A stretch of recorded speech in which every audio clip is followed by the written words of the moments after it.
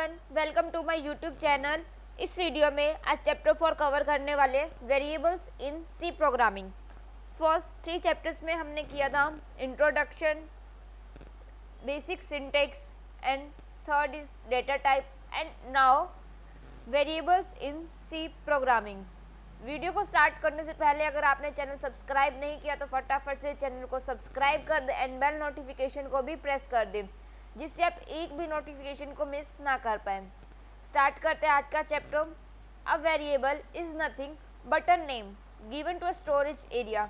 Variable कुछ नहीं है पर लेकिन एक नेम है जो कि स्टोरेज एरिया को हम देते हैं, that our program can manipulate, जहाँ पर हमारा प्रोग्राम मैन्युपुलेट होता है।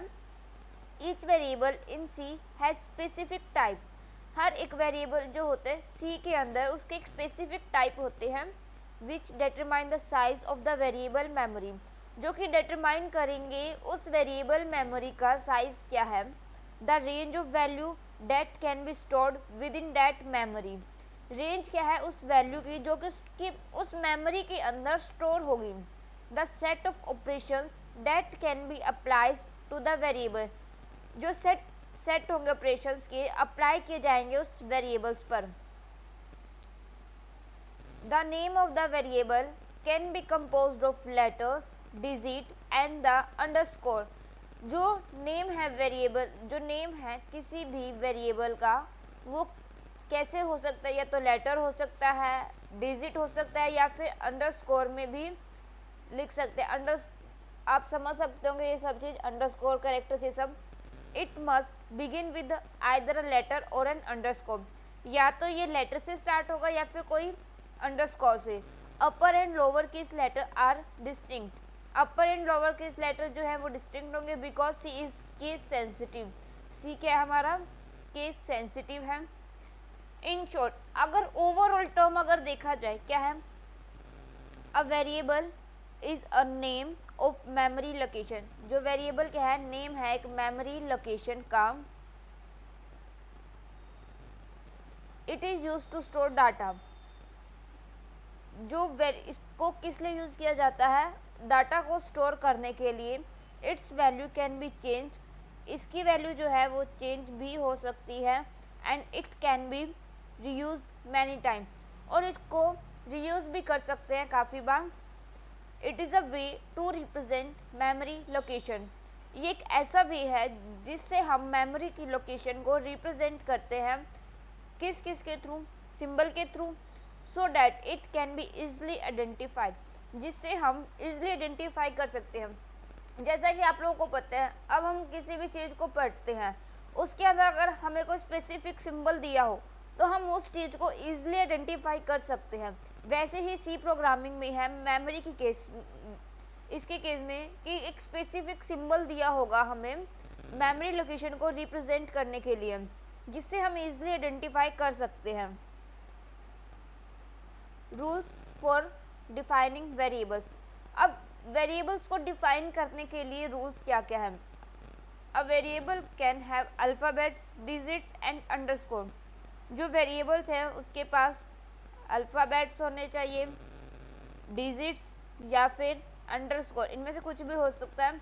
A variable name can start with alphabet. जो वेरिएबल का नेम है वो स्टार्ट होना चाहिए या तो अल्फ़ाबेट से या फिर अंडरस्कोर से। It can start with a digit, ये डिजिट से भी स्टार्ट हो सकता है। No white space is allowed, कोई वाइट स्पेस अलाउड नहीं है with the variable name, variable name के अंदर। A variable name must not be any reverse word और कीवर्ड। जो वेरिएबल नेम है वो ना तो कोई रिवर्स वर्ड होना चाहिए, फिर कोई कीवर्ड नहीं होना चाहिए, जैसे कि int, float etcetera. Then valid variable name, हमारे पास मतलब कि ये देख रहे हैं वैलिड और इनवैलिड कैसे होते हैं। Valid variable name int a, int underscore a b, int A30। अब इनवैलिड वेरिएबल नेम की बात आती है यहाँ पर।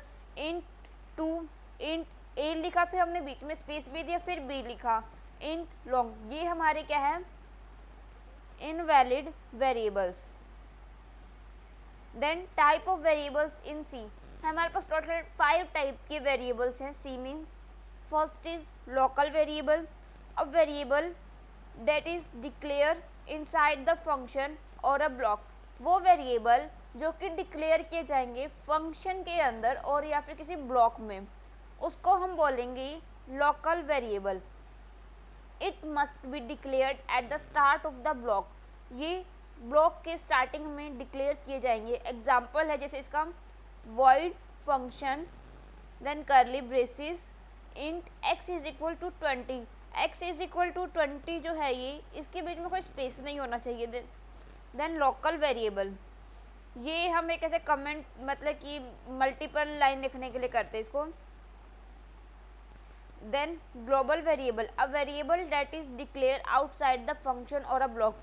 वो वेरिएबल जो कि डिक्लेयर किए जाते हैं आउटसाइड मतलब कि बाहर की तरफ, फंक्शन के बाहर की तरफ जो वेरिएबल डिक्लेयर किए जाएंगे फिर किसी ब्लॉक के बाहर, उसको हम बोलेंगे global variable. Any function can change the value of global variable. कोई भी फंक्शन जो है वो चेंज कर सकता है ग्लोबल वेरिएबल की वैल्यू को। It is available to all the function, ये सभी फंक्शंस के लिए अवेलेबल है। It must be declared at the start of the block, ये जो है ब्लॉक के स्टार्टिंग में ही डिक्लेयर किया जाता है। Example int value is equal to 20, global variable void function curly braces int x is equal to 10, then local variable. Third is static variable, a variable that is declared within the static keyword. वो variable जो कि declare किए जाएंगे static keyword के साथ, उसको हम बोलेंगे static variable. It retains the value between multiple function call. जो स्टैटिक वेरिएबल्स हैं वो वैल्यू को रिटेन करेंगे बिटवीन मल्टीपल फंक्शन कॉल। ये वाला वैल्यू 2 बार लिखा गया। Then example void function curly braces int x is equal to 10, static int y is equal to 10, x is equal to x plus 1, y is equal to y plus 1, then print f। जो आप print करवाएंगे वही हमारा output होगा।